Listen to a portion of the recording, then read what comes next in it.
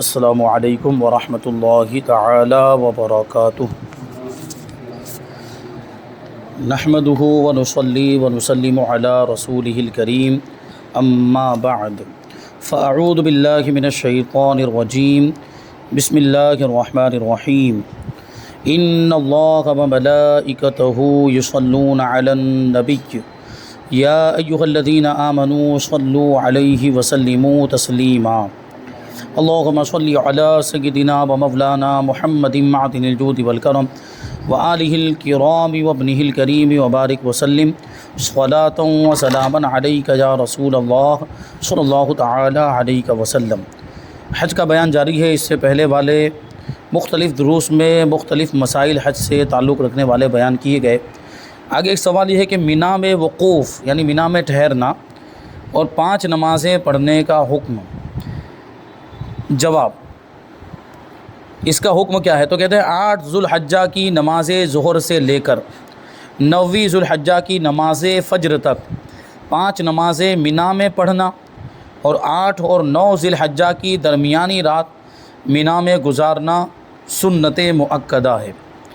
اگر کوئی اس سنت کو ترک کر دے تو وہ اساءت کا مرتکب ہوگا، یعنی اس نے برا عمل کیا، اس کو ایسا نہیں کرنا چاہیے۔ فی زمانہ بعض معلم یعنی سکھانے والے عرفہ کی پوری رات مینا میں گزارنے اور فجر کی نماز مینا میں پڑھنے کا موقع نہیں دیتے، رات ہی میں عرفات پہنچا دیتے ہیں، یعنی رات ہی میں وہاں سے نکال دیتے ہیں اور عرفات لے جاتے ہیں، جبکہ پوری رات وہاں پر گزارنا، مینا میں گزارنا کون سی 8 اور 9 ذی الحجہ کے بیچ کی جو رات ہے وہ مینا میں گزارنا سنت مؤکدہ ہے۔ تو وہ معلم لوگ کیا کرتے ہیں کہ رات ہی میں مینا سے نکال دیتے ہیں اور عرفات پہنچا دیتے ہیں۔ بوڑھے افراد یا فیملی والوں کا اپنے طور پر اگلے دن فجر پڑھ کر عرفات کے لیے جانا بہت سخت دقت کا کام ہو جاتا ہے، یعنی بوڑھے لوگوں کو اور خاص طور پر فیملی والوں کو مشکل ہو جاتی ہے۔ جو جوان افراد میں سے بھی جو پہلی بار گیا ہے وہ بھی اکیلا عرفات پہنچ کر اپنے خیمے تک پہنچ جائے، یہ بہت مشکل ہوتا ہے۔ لہٰذا ایسی صورت میں بامر مجبوری کی وجہ سے قافلے کے ساتھ ہی عرفات کی طرف نکلا جا سکتا ہے، یعنی سنت مؤکدہ کا ترک ہوگا۔ پوری رات گزارنا مینا میں ضروری ہے، لیکن یہ مجبوری ہے کہ بعد میں اگر پیچھے رہ گئے، سب لوگ وہاں عرفات میں پہنچ چکے، بعد میں پیچھے، تو اکیلے جانا مشکل ہوگا، دشوار ہوگا، اس لیے قافلے کے ساتھ چلے گئے تو اس میں بھی یہ مجبوری کی وجہ سے اجازت ہوگی۔ واضح ہو کہ جہاں حرج کی وجہ سے سنت مؤکدہ کے ترک کی خاص موقع پر اجازت دی گئی ہے، یہاں پر یہ سنت مؤکدہ کو چھوڑنے کی جو اجازت ہے وہ مجبوری کی وجہ سے، ہر شخص کے لیے نہیں ہے۔ حج کے بعد بہت سارے لوگ محض آرام طلبی کے لیے مینا کی راتیں عزیزیہ یا اپنے ہوٹل میں کہیں اور گزارتے ہیں، وہ برا کرتے ہیں، وہاں رخصت کی گنجائش نہیں ہے، یعنی جہاں مینا میں رکنا ہے تو مینا میں رکے، اور جہاں عرفات کے لیے جس وقت روانہ ہونا ہے اس وقت روانہ، یعنی پوری رات جو 8 ذو الحجہ کی اور 9 ذی الحجہ کے بیچ کی جو رات ہے وہ مینا میں گزاریں، بغیر اگر کوئی مجبوری نہیں ہے تو۔ مطلب یہ ہوا کہ بعد میں حج کے بعد جن لوگوں کو وہاں عزیزیہ وغیرہ میں آرام سے ٹھہرنے کا موقع ملتا ہے، اس کا مطلب یہ ہے کہ وہ ایسے بھی ٹھہر سکتے ہیں، جو اس کا جو وقت ہے اس وقت میں بھی وہ ٹھہر سکتے ہیں، تو ان کو پھر وہاں ٹھہرنا چاہیے، رکنا چاہیے۔ سوال یہ کہ بحالت احرام اگر وضو کرنے میں بال جھڑے تو کیا اس پر بھی کفارہ ہے؟ کیونکہ احرام کی حالت میں بال ٹوٹنا نہیں چاہیے، یعنی اپنے کسی عمل سے کوئی عمل کیا، جیسے کھجایا اور اس کی وجہ سے بال ٹوٹ گیا، کنگھی کی اور اس کی وجہ سے بال ٹوٹ گیا، تو اس میں کفارہ ہوتا ہے۔ لیکن اگر وضو کیا اور وضو کرنے کی وجہ سے وضو میں اعضاء کو دھویا جاتا ہے، اس میں کوئی بال ٹوٹ گیا، بال جھڑے، تو ایسی صورت میں کیا کفارہ ہوگا؟ تو کہتے ہیں کہ وضو کرنے میں، کھجانے میں یا کنگھا کرنے میں اگر 2 یا 3 بال گریں تو ہر بال کے بدلے میں ایک مٹھی اناج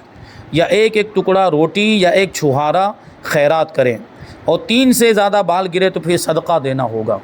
یعنی صدقہ فطر کی مقدار جو 2 کلو 47 گرام گیہوں ہے، پھر اتنا دینا پڑے گا۔ سوال، احرام میں خوشبو لگا لی اور کفارہ بھی دے دیا تو اب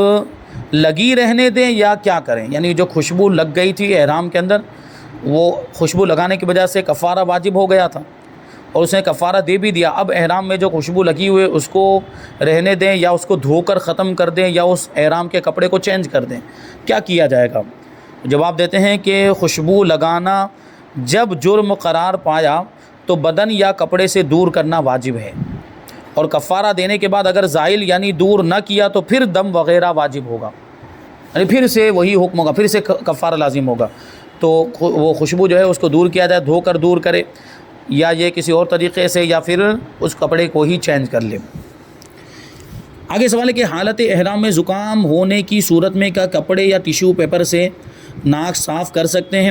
نیز چہرے سے کپڑے کے ذریعے پسینہ صاف کرنے کا کیا حکم ہے؟ گرمی لگتی ہے کبھی اور گرمی کی وجہ سے پسینہ ہوتا ہے، تو احرام کی حالت میں رومال وغیرہ سے پسینہ پوچھ سکتے یا نہیں؟ اور کسی کو زکام ہو گیا ہے تو ناک صاف کر سکتا ہے کہ نہیں، رومال سے یا ٹیشو پیپر سے؟ جواب دیتے ہیں کہ احرام کی حالت میں زکام ہو جائے تو کپڑے یا ٹیشو پیپر سے اسے صاف نہیں کر سکتے، ایسے موقع پر کپڑا ناک سے دور رکھتے ہوئے کچھ قریب کر کے اس میں ناک صاف کر لی جائے، یعنی ایسے رکھا جائے، دور ٹچ نہ کیا جائے، اس کو مس نہ کیا جائے، ناک سے لگایا نہ جائے، بلکہ ایسے دور رکھ کے ناک کو سنک لیں اور اس کی جو رطوبت ہے وہ رومال میں آ جائے یا ٹیشو پیپر میں آ جائے، اس طرح وہ صاف ہو جائے۔ اس کو کپڑے کو یا ٹیشو پیپر کو ناک سے لگا نہیں سکتے۔ اسی طرح کپڑے وغیرہ سے پسینہ صاف کرنے کی بھی اجازت نہیں، کپڑے وغیرہ سے پسینہ صاف نہیں، ہاں ہاتھ سے ایسے کر سکتے ہیں لیکن کپڑے سے نہیں کر سکتے۔ مسئلے کی تفصیل یہ ہے کہ حالت احرام میں محرم پر لازم ہوتا ہے کہ وہ اپنا چہرہ کھلا رکھے، کسی بھی چیز سے نہ چھپائے، خواہ وہ چیز کپڑا ہو یا کوئی اور چیز، مثلاً ٹیشو پیپر۔ ناک یا پسینہ صاف کرنے کے لیے جب کپڑا یا ٹیشو پیپر چہرے کے کسی حصے مثلاً ناک یا پیشانی وغیرہ پر رکھیں گے تو چہرہ چھپ جائے گا، جس کی محرم کو اجازت نہیں۔ محرم مطلب احرام والا، جس نے احرام باندھا ہوا ہے، اس کو چہرہ چھپانے کی اجازت نہیں ہے۔ لہٰذا کپڑے اور ٹیشو پیپر وغیرہ سے زکام ہونے پر ناک صاف کرنے اور پسینہ صاف کرنے کی بھی اجازت نہیں ہوگی۔ آگے سوال ہے کہ عورت کو حج یا عمرہ کرنے کے لیے احرام خصوصی اسکارف لینا ضروری ہے یا وہ اپنے عبایا میں بھی عمرہ کر سکتی ہے؟ یعنی ایک مشہور ہو گیا ہے کہ اس کا مخصوص اسکارف آتا ہے، وہ سفید کلر کا، سفید رنگ کا اس کا اسکارف آتا ہے، کیا وہ لینا ضروری ہوگا؟ یہ وہ جو نارمل انداز میں جو کپڑے پہنتی ہیں، جو برقع پہنتی ہیں، جو نقاب پہنتی ہیں، بس چہرہ کھول دے، چہرہ کھلا رکھنا ان کے لیے بھی ضروری ہے، عورتوں کے لیے بھی، تو اسی لباس کے اندر وہ عمرہ کر سکتی ہے یا یہ کہ وہ مخصوص لباس اس کو خریدنا پڑے گا سفید رنگ کا، یا کسی اور کلر کا کپڑا بھی پہن سکتی ہے؟ تو جواب ہے کہ عمرہ یا حج یا دونوں کی نیت کر کے تلبیہ یعنی لبیک اللہم لبیک پڑھتے ہیں، جس سے بعض حلال چیزیں بھی حرام ہو جاتی ہیں، اس کو احرام کہتے ہیں۔ اور مجازاً ان دو انسلی سفید چادروں کو احرام کہہ دیا جاتا ہے جو حالت احرام میں استعمال کی جاتی ہے۔ بغیر سلی ہوئی دو چادریں مرد کو پہننی ہوتی ہیں، ایک نیچے پہنتے ہیں ایک اوپر، اسی کو احرام کہہ دیا جاتا ہے، ورنہ حقیقت میں احرام نام کیا ہے؟ عمرے کی نیت سے یا حج کی نیت سے یا دونوں کی نیت سے تلبیہ پڑھنا، یہ ہوتا ہے اصل احرام۔ یہاں سے پابندیاں شروع ہوتی ہیں، بہت ساری جائز چیزیں بھی ناجائز ہو جاتی ہیں، بہت ساری حلال چیزیں بھی حرام ہو جاتی ہیں۔ یہ اصل احرام ہے، وہ تو ایک کپڑا ہے، وہ تو احرام کی پابندیوں میں سے ایک پابندی ہے کہ بغیر سلا ہوا کپڑا پہنا جائے، لیکن مجازاً اسی کو احرام کہہ دیا جاتا ہے، یعنی اسی کپڑے کو احرام کہہ دیا جاتا ہے، کیونکہ اس کپڑے کو پہننے کے بعد ہی حج کی نیت کی جاتی ہے یا عمرے کی نیت کی جاتی ہے یا دونوں کی نیت کی جاتی ہے۔ تو کہتے ہیں کہ لیکن یہ چادر احرام نہیں ہے، صرف مردوں کے لیے اس وجہ سے ضروری ہے کہ مردوں کے لیے حالت احرام میں سلا ہوا کپڑا پہننا حرام ہے، لیکن عورتوں کے لیے ایسا نہیں ہے، انہیں حالت احرام میں سلے ہوئے کپڑے، موزے، دستانے پہننے کی اجازت ہے۔ وہ سلے ہوئے کپڑے بھی پہن سکتی ہیں، دستانے بھی پہن سکتی ہیں، گلفز بھی وہ جو سلے ہوئے ہوں وہ بھی پہن سکتی ہیں، موزے بھی پہن سکتی ہیں، ان کو اجازت ہے، بلکہ چہرے، دونوں ہاتھ، پہنچوں تک، یہ پہنچوں تک یعنی یہ یہاں تک، قدم اور ان کی پشت کے علاوہ حسب معمول اپنا سارا بدن چھپانا فرض ہے۔ چہرہ نہیں چھپا سکتی ہے، چہرہ صرف کھلا رکھنا، چہرہ کھلا رکھنا ضروری ہے کہ اس کو حالت احرام میں اس طرح چھپانا کہ کپڑا وغیرہ چہرے سے مس کر رہا ہو، عورت کے لیے بھی حرام ہے۔ ہاں، اجنبیوں سے پردہ کرنے کے لیے چہرے کے سامنے چہرے سے جدا کسی چیز کی آڑ لے کر، مثلاً گتا وغیرہ یا ہاتھ والا پنکھا چہرے کے سامنے رکھے لہٰذا عورت اپنے عبایا میں یا کسی بھی قسم کے کپڑے میں جن میں چہرے کے علاوہ سارا جسم چھپا ہوا ہو حج یا عمرہ کر سکتی ہے۔ خاص احرام کے نام پر جو بازار میں اسکارف ملتا ہے وہ پہننا ضروری نہیں، یعنی سفید لباس پہننا بھی ضروری نہیں، دوسرے کلر کے کپڑے بھی وہ پہن سکتی ہیں۔ اور احرام کے نام پر، عورتوں کے احرام کے نام پر بازار میں جو اسکارف ملتا ہے وہ پہننا بھی کوئی ضروری نہیں ہے۔ یاد رہے کہ پہنچوں تک کلائیوں سے نیچے تک ہاتھ اور قدم اور اس کی پشت کھلی رکھ سکتی ہے، مگر چھپانا چاہے تو اس میں بھی کوئی حرج نہیں۔ ہاتھ کو اگر چھپانا، جیسا بھی کہا کہ دستانے پہننے کی بھی اجازت ہے